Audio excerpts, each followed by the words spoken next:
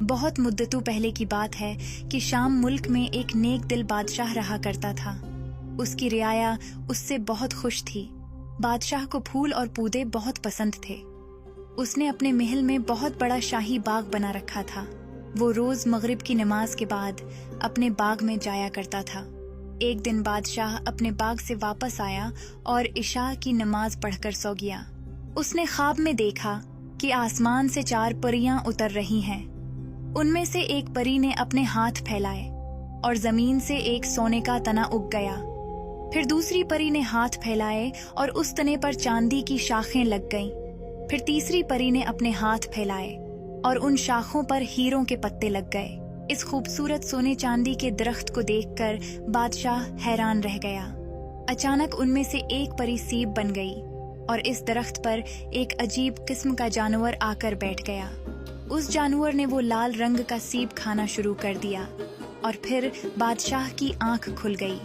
بادشاہ کو اپنے اس عجیب خواب پر بہت تعجب ہوا۔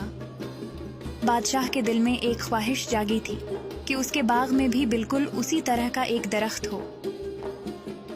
بادشاہ کے پاس خواب کی تعبیر بتانے والے ایک بزرگ تھے۔ اگلے روز بادشاہ اس بزرگ کے پاس گئے اور اپنا خواب بتا دیا۔ بزرگ نے کہا، بادشاہ، جو آپ نے پریاں دیکھی ہیں وہ کوہ کاف کی پریاں تھیں۔ بزرگ نے کہا، بادشاہ، جو آپ نے پریاں دیکھی ہیں وہ کوہ کاف کی پریاں تھیں۔ ان کو ایک ظالم دیو نے قبضے میں کر رکھا ہے۔ ان کو آپ کی ضرورت ہے۔ بادشاہ نے اپنے تمام سپاہی اکٹھے کیے اور کہا کہ جو اس دیو سے پریوں کو چھڑا کر لائے گا اسے میں اپنی بہت سی دولت دے دوں گا۔ دولت کی لالچ میں ہر کسی نے اپنی ایڑھی چوٹی کا زور لگا دیا، لیکن سب ناکام ہو کر لوٹے۔ بادشاہ کا ایک وزیر بھی تھا۔ بادشاہ کو اس وزیر پر بہت اعتماد تھا۔ اس نے بادشاہ سے اجازت مانگی کہ اسے اس کام کے لیے بھیجا جائے۔ بادشاہ مان گیا۔ اب وزیر کوہ قاف کی جانب نکل پڑا۔ جب وہ جنگل میں سے گزر رہا تھا تو اسے ایک عجیب و غریب زخمی شخص نظر آیا جو درد سے کرا رہا تھا۔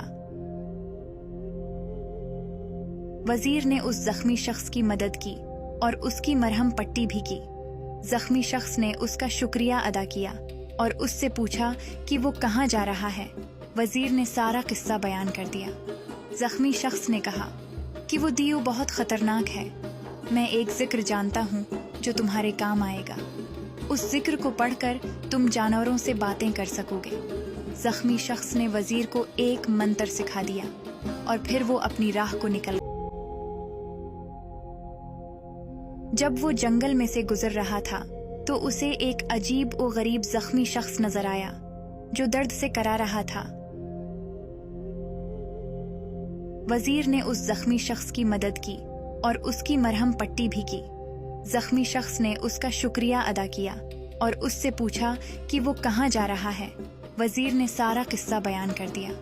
زخمی شخص نے کہا کہ وہ دیو بہت خطرناک ہے۔ میں ایک ذکر جانتا ہوں جو تمہارے کام آئے گا۔ اس ذکر کو پڑھ کر تم جانوروں سے باتیں کر سکو گے۔ زخمی شخص نے وزیر کو ایک منتر سکھا دیا اور پھر وہ اپنی راہ کو نکل گیا۔ وزیر کچھ دور ہی گیا تھا کہ اسے 2 مچھلیاں تالاب کے باہر پڑی نظر آئیں۔ ایک مچھلی نے کہا کہ اے آدم زاد، ہماری مدد کرو، ہم مر رہی ہیں۔ دوسری مچھلی نے کہا کہ یہ ہماری زبان نہیں سمجھ پائے گا، لیکن وزیر سمجھ گیا تھا۔ اس نے مچھلیوں کو اٹھا کر پانی میں چھوڑ دیا۔ مچھلیوں نے اسے دعا دی۔ وزیر وہاں سے نکل گیا۔ وہ اپنی منزل کی طرف روانہ تھا۔ تب اس نے کسی کی آواز سنی۔ اس نے سنا کہ چونٹیوں کی رانی اپنے لوگوں کو بھاگ جانے کا کہہ رہی ہے۔ جلدی ہٹ جاؤ، یہ آدمزاد ہمیں کچل دے گا۔ وزیر مسکرایا اور ایک طرف ہو کر چلا گیا۔ اب وزیر کوہ قاف کے قریب ہی تھا۔ وہ چل رہا تھا کہ اچانک اس نے اپنے سامنے جھاڑیوں میں حرکت محسوس کی۔ اس نے قریب جا کر دیکھا تو ان جھاڑیوں میں ایک بونا پھنسا ہوا تھا۔ وزیر نے بونے کو ان جھاڑیوں سے نکالا تو بونے نے اس کا شکریہ ادا کیا اور اس سے پوچھا کہ وہ کہاں جا رہا ہے۔ वजीर ने उसे भी सारा मामला बता दिया। बोने ने कहा, मेरे पास एक ऐसी चादर है जिसे अगर तुम अपने ऊपर ओढ़ लो तो तुम किसी को भी नजर नहीं आओगे। इस तरह तुम उस दियो से मुकाबला कर सकोगे। बोने ने उस वजीर को एक चादर दी। वजीर शुक्रिया अदा करता हुआ निकल गया। अब वो कोहे काफ की हुदूद में पहुंच चुका था। उसने एक बहुत खूबसूरत और बड़ा महल देखा। महल के बाहर दो अजीब मखलूक पहरा दे रही थीं। वजीर ने अपने ऊपर चादर ओढ़ ली और वो गायब हो गया और उन मखलूकात के दरमियान से आराम से गुजर गया। लेकिन जल्द ही महल में शूर हुआ कि कोई महल में दाखिल हुआ है। कद आमद दियो को ये सुनकर बहुत गुस्सा आया। इससे पहले कि वो कुछ करता, वजीर दियो के सामने आ खड़ा हुआ और उसने दियो को कहा कि वो कोई नुकसान पहुंचाने नहीं आया।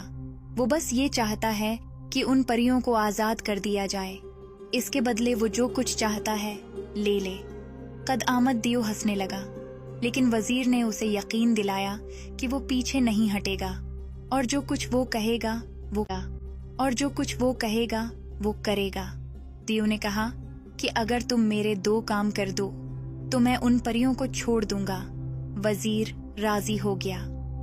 दियो ने अपनी उंगली में से एक खूबसूरत अंगूठी उतारी और दरिया में फेंक दी। मुझे कल सुबह तक ये अंगूठी वापस चाहिए। वजीर परेशान हुआ कि वो इतने बड़े दरिया में अंगूठी कैसे ढूंढेगा और फिर उसे वो मछलियां याद आएं। उसी दरिया में ही वो मछलियां रहा करती थीं। उसने उन मछलियों को बुलाया और सारा माजरा बयान किया। मछलियों ने कहा, तुम फिक्र मत करो, हम तुम्हें सुबह होने से पहले अंगूठी ला देंगे। और ऐसा ही हुआ। मछलियों ने अंगूठी लाकर वजीर के हवाले की। वजीर ने वो अंगूठी दियो को पेश की, लेकिन जल्द ही दियो ने अपनी दूसरी शर्त भी रख दी। उसने 3 बोरियां बाजरे की जमीन पर गिराएं और कहा कि कल दोपहर तक ये सारा बाजरा मुझे बोरियों में वापस चाहिए। वजीर फिर परेशान हुआ। तब वहां चूंटियों की फौज आ गई और उन्होंने दोपहर तक 3 बोरियां बाजरे से भर दें। दियो ये देखकर बहुत हैरान हुआ। वजीर ने कहा, मैंने तुम्हारी शराइत पूरी की और अब उन परियों को जाने दो। दियो हंसा और कहा कि तुम इंसान बहुत बेवकूफ हो। तुमने मेरी बातों का यकीन कर लिया। मैंने तुमसे झूठ बोला था।